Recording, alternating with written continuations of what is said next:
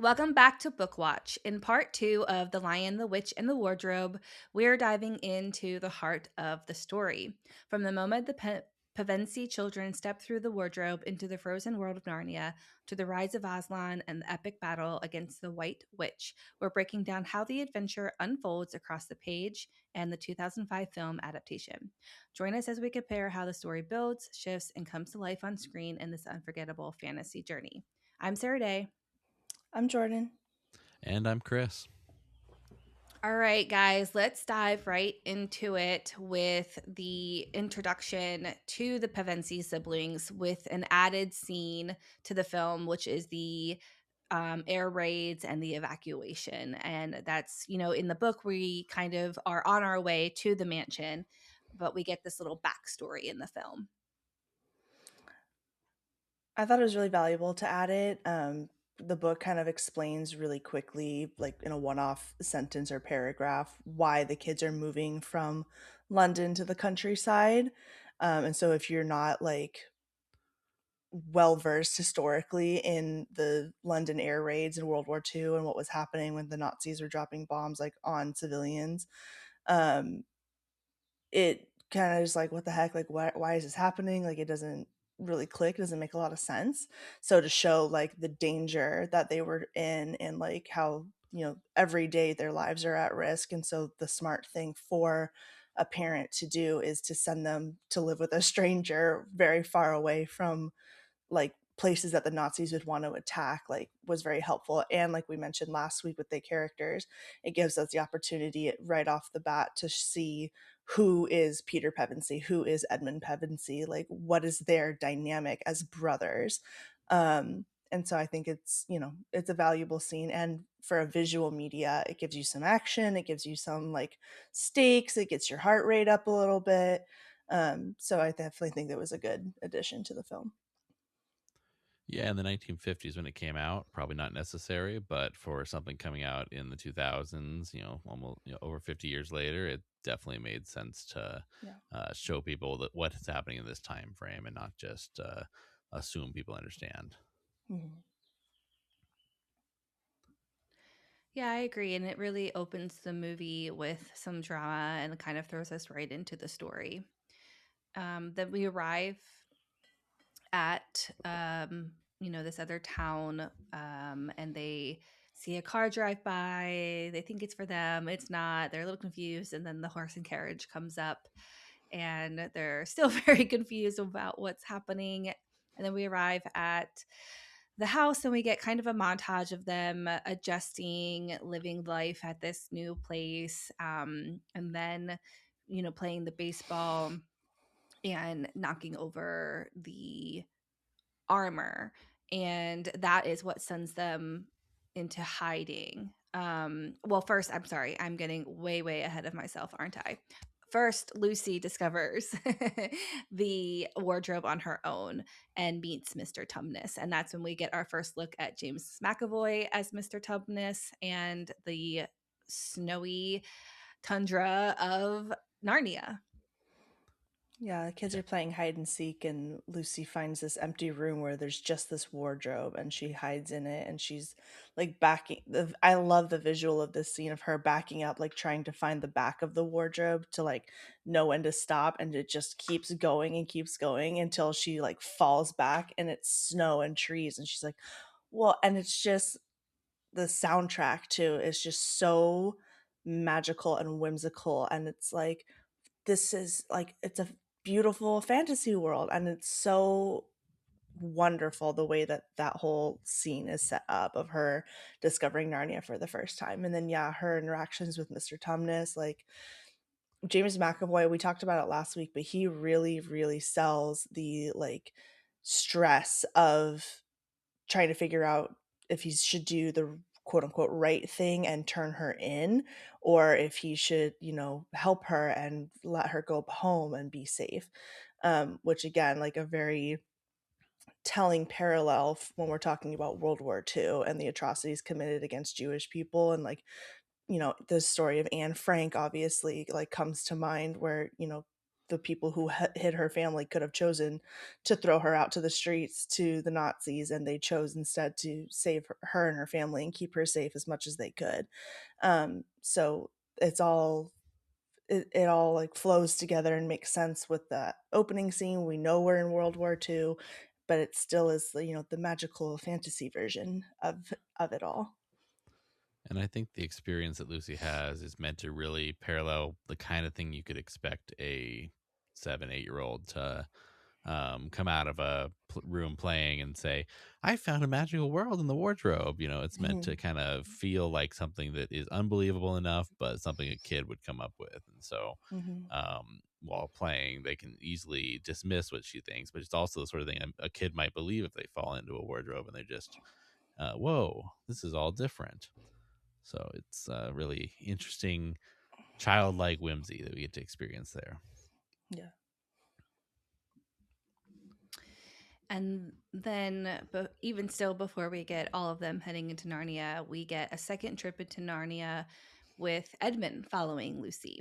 And Mm-hmm. this time, Edmund meets the White Witch and she manipulates him and gives him the Turkish delight, which in the book, we're well aware that it is like has sort of like it's a magical Turkish delight that is affecting his thoughts and he's craving more of it. We don't really get to see that as much in the film, but that's why he is initially on her side and so drawn to her.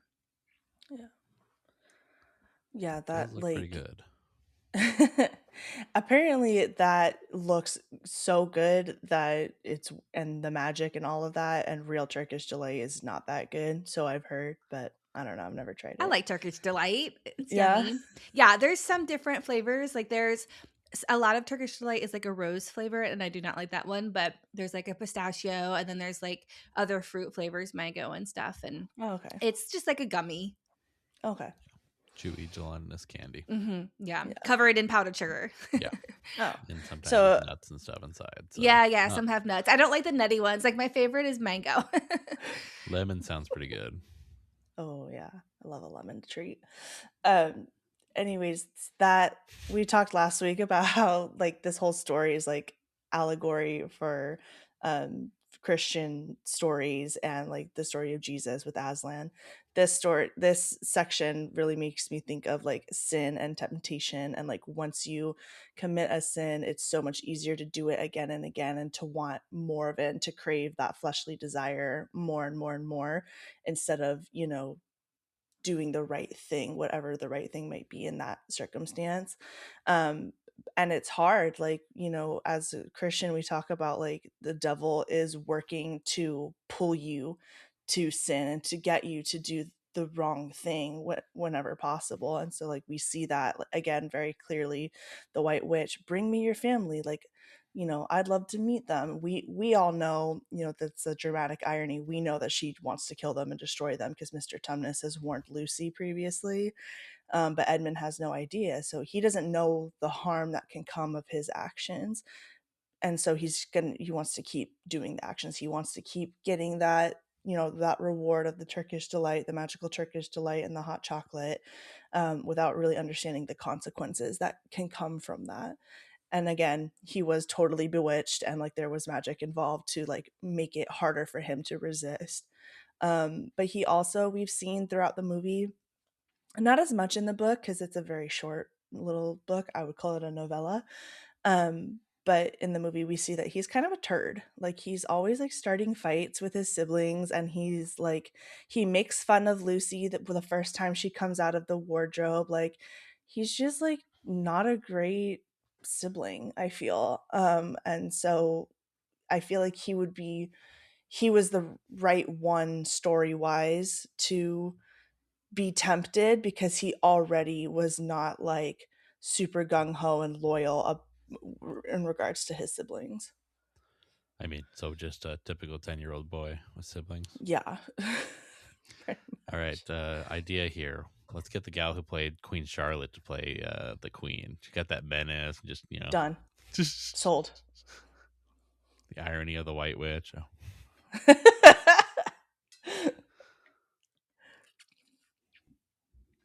But yes, I agree that they do a good job of putting all that allegory in there, and that those sections there with Edmund as well. Each character has their arc that has some allegory to it. So Edmund and Lucy both return, and she's so excited that somebody finally has entered Narnia and believes her. But like you said, Edmund's a turd, so he lies to the older two siblings and says, "Oh no, I was just playing along with her. She's, crazy. There's no Narnia." Now this is when we get the montage of the house and playing outside, and it's beautiful weather, baseball, suit of armor falls, and they run to hide from the lady of the house. I forget her name. Want to help me Mrs. out? McCready. McCready. Um, Whereas in the book, there's like people. It's like a little party, and they're trying to hide from just the guests. It's an So old they house, and they do tours, is what they were saying, because people want Mhm. to come see this old fancy house, and so there's people that come and go all the time, and Miss McCready likes to go and show off the stuff she gets to protect, and so the kids were told to stay out of her way, and then they happened to be, because of the way the echoey halls work, they were not sure which way she was coming from, and kept running into rooms, and she kept sounding like she was coming. So yeah, it's a pretty fun little montage of them trying to find a safe room to go to. and they enter the room with the wardrobe. And so finally, all four of them have entered Narnia together, and now they all believe Lucy. And this is when they go to find Mr. Tumnus, but he's missing, and they meet the beavers. Mhm. Kind of a weird room to just have a wardrobe into. I don't know why they don't have more stuff in that room, as even just as a prop setup. But Well, I feel like he knows that it's a magical wardrobe, and so it's just kind of like the safekeeping room for this particular artifact. and it is a giant house, I guess. So if you just need Yeah. to fill a room with something, I guess putting your all your Narnia artifacts in there makes sense. Yeah. Yeah. I mean, I believe the professor's unmarried. He has no children of his own. So it's not like he needs the space. He doesn't, like, he has guests like to do tours, but I don't think they're like spending the night or anything, or he needs a ton of guest bedrooms.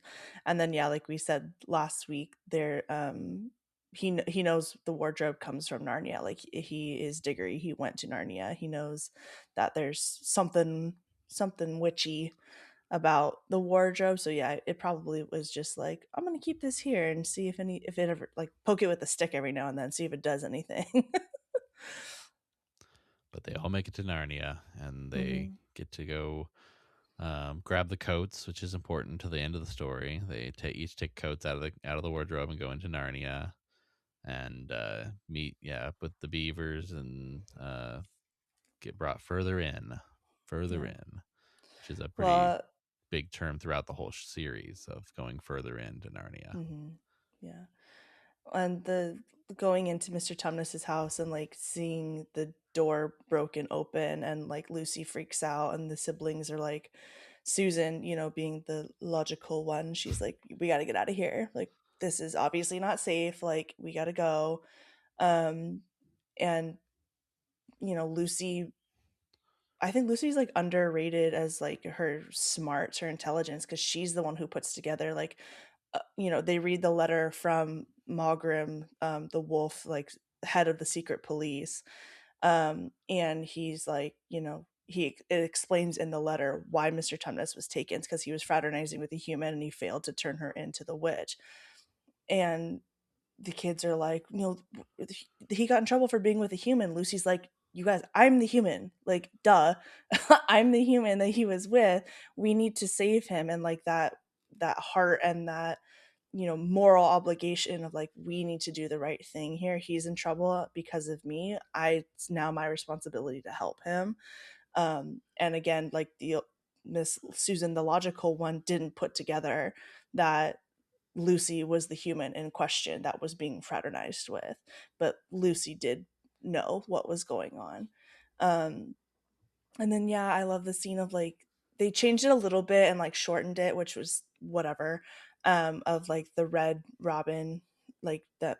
like guiding them through the woods to Mr. Beaver. They just made it so that they came outside and Mr. Beaver was right there, which who cares? It's fine. Well, they did have like a little bit of a like a they're hearing the noises and they're scared, and then it turns out just to be Mr. Beaver. Yeah. But I love the Beavers and the scene of them together, like Mrs. Beaver's so like mothering and nurturing and like taking like, oh, you poor dears, like it felt very Mrs. Weasley to Yes. me. And then Mr. Beaver is just like both of them together, like being so courageous to like again put their lives on the knowingly put their lives on the line. They just witnessed Mr. Tumnus get taken for helping these humans, and they're willing to do it again to put their lives on the line. It's just that it's just really speaks to their courage as characters and the faith that they have in Aslan, because that's part of the conversation that happens with the Beavers is they talk about how like Aslan's on the move, he's returned, he's here, like he's going to help us fight the White Witch with you guys. And so that just like that true deep faith that they have in Aslan that he is who he says he um, is really cool. Well, and you have the apparently prophecy that everybody here in Narnia knows that when the 4 seats at Cair Paravel are filled by the 4 kings and queens of man, then the White Yeah. Witch's reign will be over. So Yeah. they all know that there's something going on here that's definitely moving in the right direction for worth being courageous for. Yeah.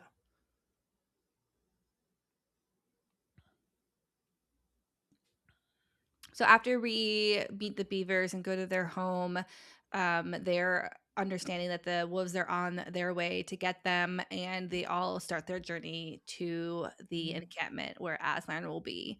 And in the film, we get this dramatic frozen river is melting scene, which is fun. And then we arrive at the camp. But what did you think about all of that? We talked a little bit about the beavers, but yeah, that's our movie point. It was dramatic. And the CGI was good for the river, I suppose, and like some of that stuff was pretty good. A little bit unnecessary, but it was fine. I think that losing Lucy for a moment during that scene was definitely gave you a moment to That's what I was be. about to say. Like that was Um, very unnecessary with the whole yeah, "What have you done?" and it's just her yeah, jacket. just a little more tension between the siblings at this point to be like, wait, we need to work together, and now you've lost Lucy, and it's Susan being mad at him for that, and then she's back, and I'm so cold, does anybody see my coat? It was cute for her, so Yeah. I can give him that just for that moment of her being sweet and cute again. Yeah.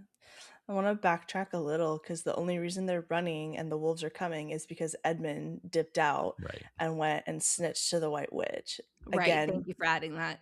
yeah, being a turd, like falling for the temptation of the promise of Turkish delight at if he does what he's been told. So yeah, Basically, Edmund if you get some I have candy in my van if you come and see me, is basically how she literally tempted him away. So literally. Yeah, so Edmund goes and like she is very harsh to him. She's pissed cuz like I told you to bring them to me here. Why did you not why did you how dare you come back without them? And he's like they're at the beavers. Now like again putting the beavers in danger, like telling her that just like he did with Mr. Tumnus, like telling her that people in Narnia, creatures in Narnia are helping his siblings and going against her will and her law. So she sends the wolves out, and then yeah, they run. And we also skip the scene with Father Christmas. Father Christmas comes, and there's like another little action sequence where there's a sleigh with reindeer, which the White Witch has a sleigh with reindeer, chasing them across this like open tundra, and they're hiding, and Mr. Beaver goes and has a sweet like goodbye moment with his wife because they think it's the witch, so he's going to go and check and see if it's the witch, and then surprise, it's Father Christmas, and he's got gifts for the 3 of them, for Peter, Susan, and Lucy. And they Peter gets his sword and shield, Susan gets her bow and arrows and her horn that she can use to call for help, no matter where she is. Help will always come to those at Hogwarts. Little Harry Potter for you. And then Lucy gets a healing potion and a little dagger that she can use to defend herself. And then yeah, they continue on and they come across the river, and then Peter gets to use his sword to attach to the ice floe. It's unnecessary, didn't happen in the book, but fun. You get that epic action scene of like the water coming over them, and like we said, the cute little moment of Lucy like, has anyone seen my coat? And it doesn't take anything away from the story to add it. And again, like we talked about with the air raid scene in the beginning, like a visual media you need to keep people engaged. And so if you're going to insert action scenes for no reason, like this is as good as anything else. The witch and some of that, her tension that with the people that are loyal to her versus not, kind of reminds me of Wizard of Oz or Wicked stories a little bit, of like the way that the Ozian world was set up with the wizard as this menace that is good for some, but is oppressing others, and the way that that world was kind of set up too. Kind of it was published around the same time too, so that's kind of an interesting, or at least I think it was. Well, some of the stuff was. So I think that's kind of an interesting parallel too. Yeah. Common themes. Mm-hmm.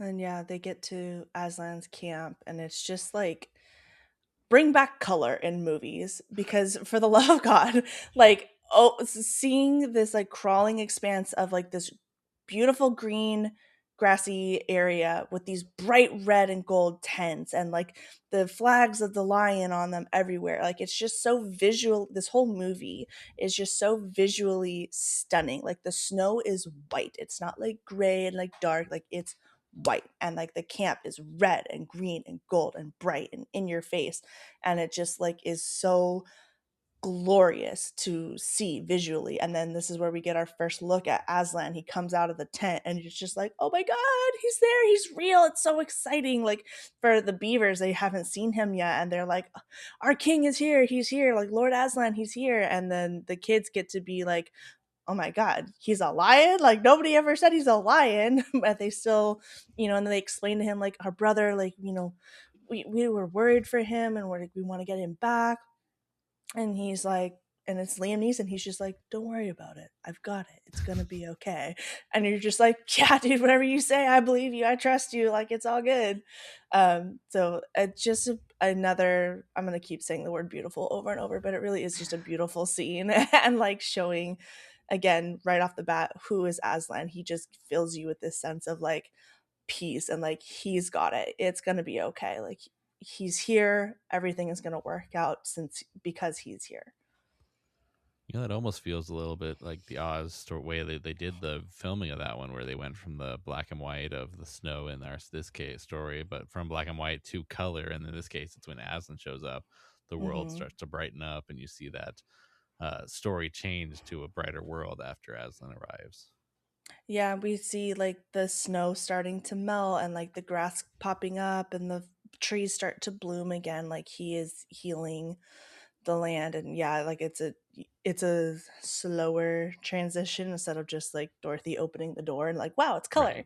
Right. But But still yes, the the same parallel idea. Yeah. definitely is there of like things being, a certain, not not as awesome, not ideal way, and then visually showing how like we're in a better, more fantastical place now. So yeah, good call. This movie had the song from Reliant K wrote a song for the movie that was on their Christmas album that was called "In Like a Lion." It was about it being always winter and never Christmas, which I Hmm. used to listen to that album all the time. So it's among my normal Christmas listens. So we've met Aslan, and now we're going to rescue Edmund. And then, because of that, the queen comes to the camp, and Aslan and the queen make a deal. So, what did you guys think about these few scenes of getting Edmund back to camp and then the queen's arrival? Pretty close to the book. It definitely followed the same basic structure. I mean, one of the wolves start coming, and they kill one of them. Peter does his first kill, and of one of the wolves, and they tell everybody else to go chase the other one, and he'll lead you back to the witch and the boy. And at that point, Aslan knights Peter as Peter Wolfbane because he killed the wolf, and then they go back and they retrieve Edmund. And in the book, the witch and her underling hide as like rocks and trees. They disguise themselves, and I don't think that was visually here, but it was pretty close to the story in the book. Yeah, and then we get the frequently memed scene of her coming to the camp and like, you know, citing the deep magic, you know, of like, you know, any traitor or anybody who betrays their friends belongs to me, and their his blood is my right. And the the meme line of "Do not cite the deep magic to me, witch. I was there when it was written." And it's, if we read The Magician's Nephew first, the way C.S. Lewis wanted us to, even though he wrote it after, um, they were both there when it was written. Like, they were both there at the beginning of Narnia. She was there as he breathed life into this world and, like, you know, helped create this world and gave the animals the ability to talk and all that. So It it's always funny. it confused me a little bit with that line and everything, knowing the Magician's Nephew, because I feel like that stuff wasn't visually in or like told in the story of the Magician's Nephew, like the actual magical laws and all that. I almost wish there would have been a little more technical, like, well, we need to go to court and work out all these laws for for the new world I just created, sort of thing. With the, you know, but I think the idea was that these two beings were powerful beings that were a part of setting up the laws of this world in that early time where they were there. They knew enough about magic to understand the way the laws were written and all that. Yeah. But yeah, I think that would almost have made sense to have some sort of uh, explanation of that in Magician's Nephew, since he wrote it Yeah. long enough after that he could have explained it. Yeah, I agree. But even that iconic line is different in the book. I don't know if I can pull it up quickly enough, but it's, I remember thinking, like, reading it and being like, "Oh, that's not exactly the same as the movie," because that line always sticks in your head, and then again it's been like memed to death and back. Um but and then when I read it, I was like, that's not what it says. So I found it on page 155 of this copy. She says, "You have a traitor there, Aslan," which is accurate. "His offense was not against you," said Aslan. "Have you forgotten the deep magic?" asked the witch. "Let us say I have forgotten it," answered Aslan gravely. "Tell us of this deep magic." "Tell you," said the witch, her voice growing suddenly shriller. "Tell you what is written on that very table of stone which stands beside us. Tell you what is written in letters deep as a spear, is long on the firestones on the secret hill. Tell you what is engraved on the scepter of the emperor beyond the sea. You at least know the magic which the emperor put into Narnia at the very beginning. You know that every traitor belongs to me as my lawful prey, and that for every treachery I have a right to a kill." So yeah, and then there's a little bit where Beaver interjects, and then she resumes, "The human creature is mine, his life is forfeit to me, his blood is my property." And then, "Do you really think you can rob me of my rights?" Which is, again, movie accurate. Hmm. So it's And they just a little talk, more yeah. expansive, as like, you know, Aslan's kind of letting her do the exposition of what that means. Which, if you go with the allegory, I would say that that reminds me of the temptation of Jesus in the Hmm. desert. Would be what I would compare that to. The idea that that even the evil in this world understands the laws of this Yeah. world. Well, and the emperor beyond the sea is the, like, if Aslan is the Jesus character in the allegory, the emperor beyond the sea is God.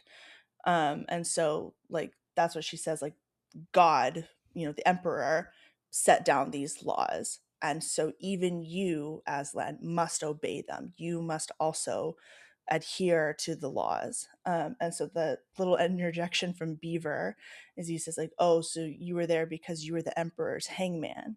And then Aslan, like, snaps his head and he's like, "You don't question the emperor. Like, you don't, none of us have the power to argue with whatever the emperor says. So if he put down these laws, we must abide." Um, and that, again, like, they talk and we find out very shortly after that from Aslan that the way that it works out is, somebody else can be sacrificed in Edmund's stead. And so Aslan offers himself to the witch that I will sacrifice in Edmund's stead. And so again with the allegory, um, Jesus sacrificing for all of our sins for in all of our stead after Judas Edmund betrays him and puts him in that position where he has to, and Jesus was told by God that you're going to sacrifice yourself for humanity, for these people. And so again, we don't know for sure if the emperor told Aslan for sure that he was going to die, but it is the emperor's laws that set it up to where somebody has to sacrifice themselves in The order to deeper save law being Edmund. that an innocent person could, Yes. if they sacrifice themselves, would have be able to basically turn things back. We find out a little later. Yes. So, We can keep yeah. moving forward. Yeah, so speaking of his sacrifice and innocence, we wake up in the middle of the night. Lucy and her sister Susan wake up and see that Aslan is walking through the camp, and they follow him. And he says that they can walk with him, and he allows them to, place their hands on him. And then at a certain point, he says, okay, this is as far as you can go. And then they watch him enter into the queen's domain, and they cut his mane off and they cut his hair and tie him up, throw him on the table, and take his life. And then they leave to go attack the camp, and Susan and Lucy go to his body, and they are mourning him, and they see the mice come up and start chewing at the ropes. And then that's when they help untie him and hear the stone break, and then realize that Aslan has returned. Mm-hmm. And they didn't even have to wait 3 days, Yeah, that whole scene, like when I rewatched the movie, I was very much sobbing and crying because it's so sad. And like the CGI, again, we talked about like the CGI, like how good it is in these early 2000s films like this and like Pirates of the Caribbean. Like it's just incredible. And like he looks so scared.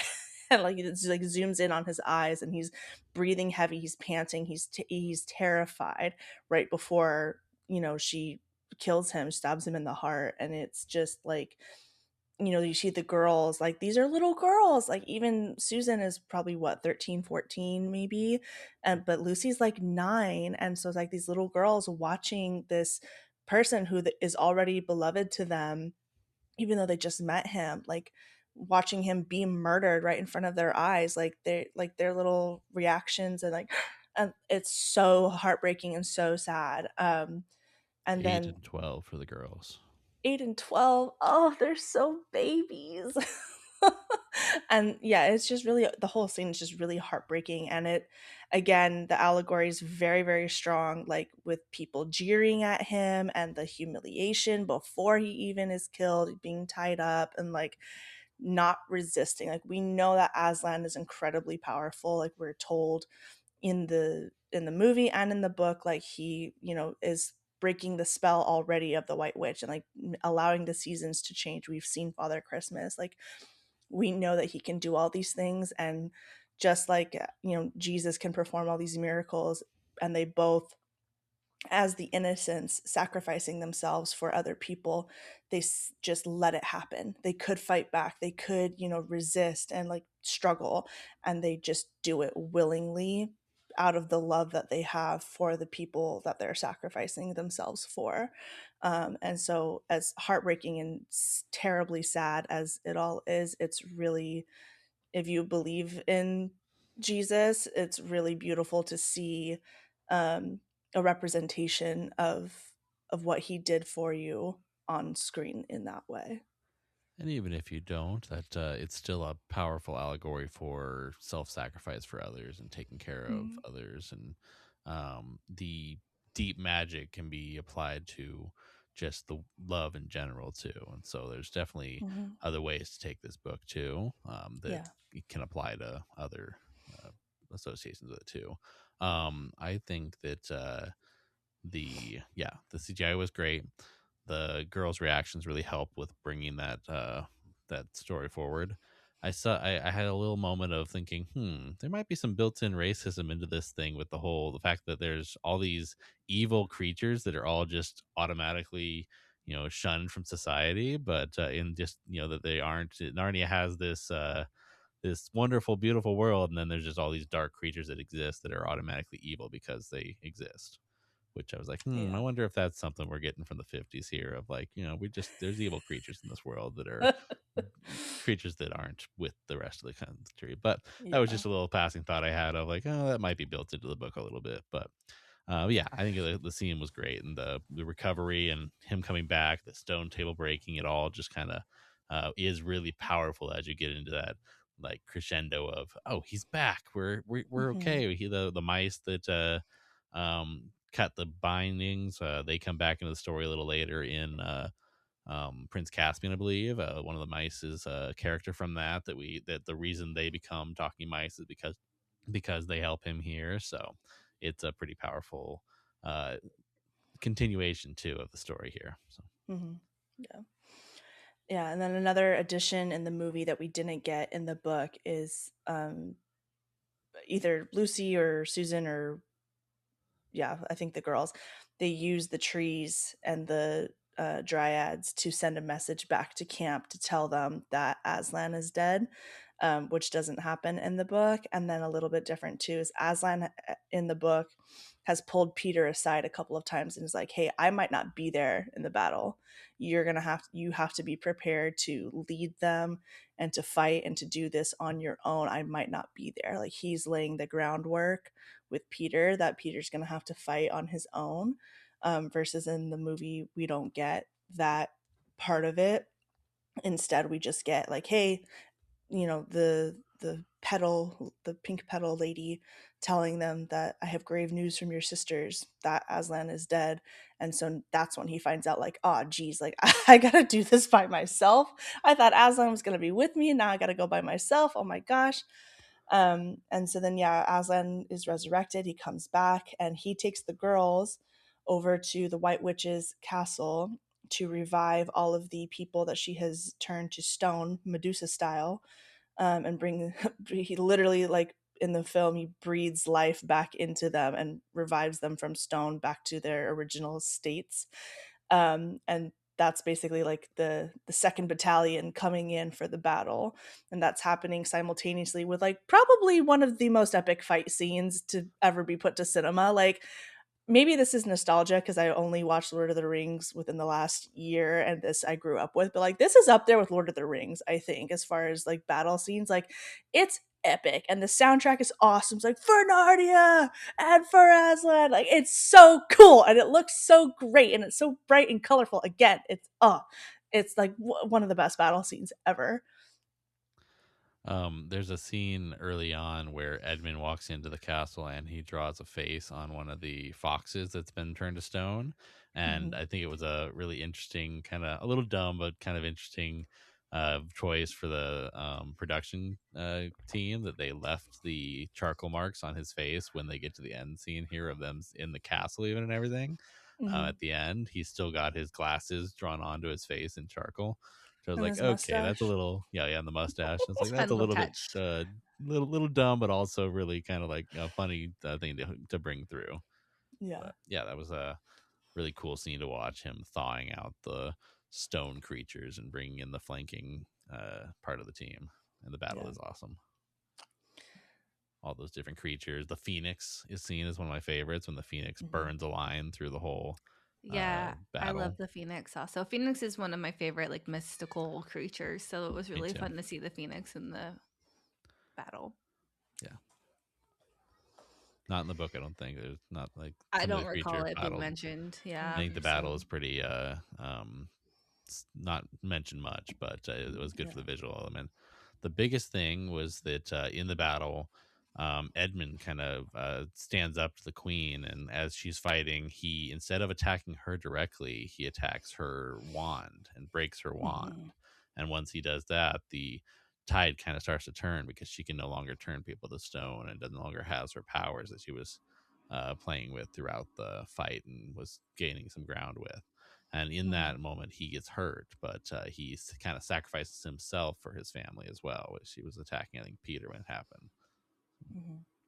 And then when Yeah. Lucy gets back, she's able to heal him. But Mhm. Yeah, the growth for Edmund throughout the whole story, like of him again, like being a turd and like purposely picking on Lucy and like lying to make her look bad, and then like being that Judas character and betraying his family to the White Witch, and then now like putting making that, sacrifice play, and like, putting his life on the line to help Peter, to save Peter, and to help all of Narnia, and protect them from her magic. It's really cool to see that growth of him. definitely. So, after the battle, like you said, Lucy's healing. He's breathing life into the statues, and then we get them crowned, the kings and queens. And then we get a flash forward of them all grown up, still in Narnia, running through the forest on their horses, and they find a lamppost. And they're like, oh, this is very familiar. And they kind of follow the path past the lamppost and find themselves back in the real world through the wardrobe as children again. I think the whole fact that they mispronounced lamppost and wardrobe or spare room and like all that, and that even the kids start doing it towards the end of the story there was kind of funny, where they're like, "Wait, spare room, wardrobe. Mm-hmm. I remember something about this." Mm-hmm. And how they've forgotten even where they come from until they fall back through this the wardrobe back into Diggory's house. Just like, I think that's pretty funny. But it was cool seeing them grown up, and the fact that they basically live a life here in their in Mm-hmm. what anybody else would think is just their imagination. But they grew up as and became kings and queens of this fantasy world and had adventures and had whole lives here. It's just kind of boggles the mind to think about living your Yeah. preteens to early 20s twice. Yeah, dude, puberty twice is kind of tough. That's fair. It's kind Yeah. of rough.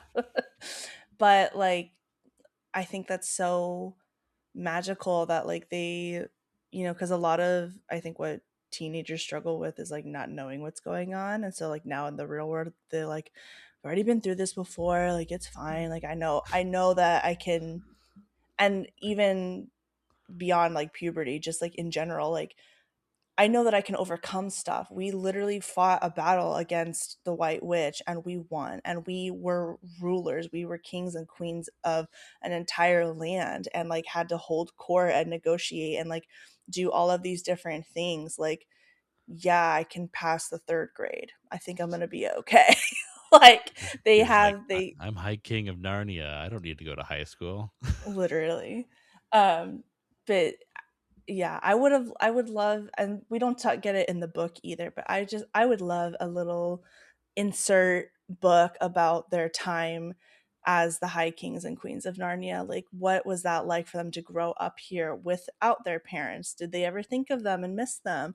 Did they ever like, remember the wardrobe? Like, obviously by the time they get back to the lamppost and the wardrobe, they don't they Lucy says like it's like a dream of a dream. Like, so like they kind of remember, but it's really fuzzy, it's not really there. So like, how long did it take them to like truly forget where they came from, that they weren't always in Narnia? I would love that little insert book, because it's referenced, in Prince Caspian and in Dawn Treader, like throughout the rest So of the books and movies. It's referred back to as like this golden age with the Pevensies as the rulers. So like, I want to see what that was actually like. So the Horseman's Boy does give us a little bit of that time. It is based in that time frame while they're like part of the whole story in the Horseman's Boy is Queen Susan being courting one of the other country's princes in order to potentially be married. So that's a story plot of them in the Horseman's Boy. So the next book that hopefully we'll get to in Okay. this movie sequence here from Greta Gerwig.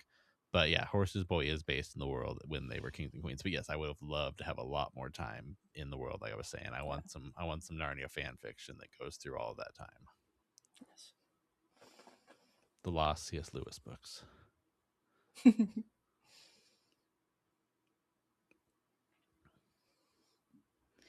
Okay, so are there any, we talked a lot about it as we were going through, but are there any side stories from the book that were included or cut that you felt was the right decision?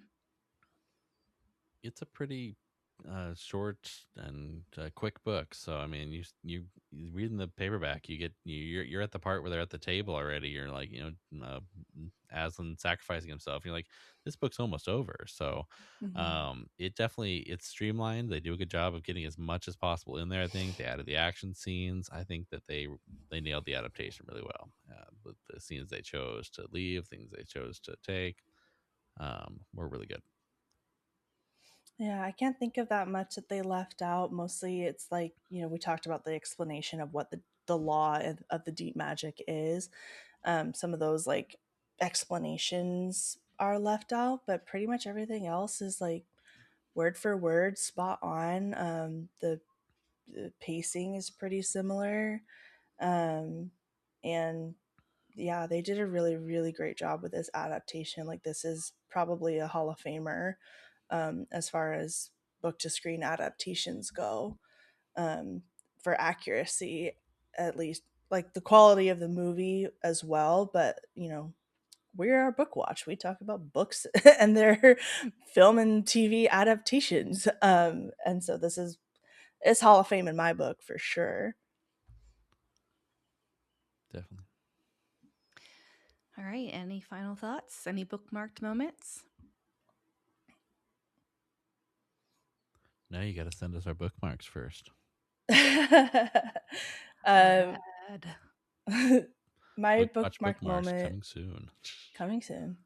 My bookmark moment is probably the first time Lucy comes through the wardrobe, and like I said, the soundtrack, and then like you get to see her like just having this look of pure wonder and awe on her face. That, first of all, I came through a wardrobe and now I'm in a forest, and like there's a lamppost here, and like it's just so fantastical and magical, and it gets the story started. So that's my bookmark moment.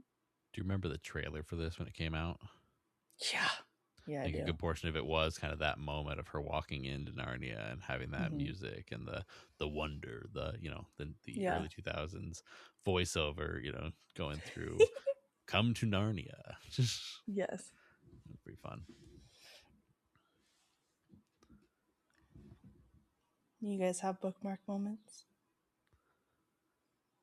I don't think so. The whole thing is wonderful to me, and like I said, I've read them so many times, but I don't think I have any favorite moments. The whole thing is just it makes me smile reading them. Mhm. Yeah, it's a pretty solid adaptation. So I'm excited to see what Greta can do with this series, and I'm excited to read the next few and cover those films with you guys as well. And yeah, we'll see what Greta can do. Woo. Agreed. Don't mess it up, Greta. All right. Well, thank you for joining us through the wardrobe and coming to Narnia with us. And we will see you next week. Bye. Bye. That's a wrap for today's episode of BookWatch. I hope you enjoyed this journey into the world of page-to-screen adaptations. If you loved today's episode, don't forget to subscribe, review wherever you listen to podcasts, and share it with your fellow book and movie lovers. If you'd prefer to watch along, you can check the show out on YouTube. You can follow the show on Instagram at BookWatch Podcast, and you can follow me, Sarah Day, on Instagram at captain.mcdee. That's MCDEE. You can also join the conversation in the BookWatch Lounge on Facebook at www.facebook.com/groups/BookWatchLounge. If you would like to support the podcast, you can join the Patreon at www.patreon.com/BookWatchPodcast. Tiers start at only $4 a month, and I'd love to have you over there. If you have a favorite adaptation you'd like to cover with me, I'd love for you to apply to be on the show with the contact form on our website at www.bookwatchpodcast.com.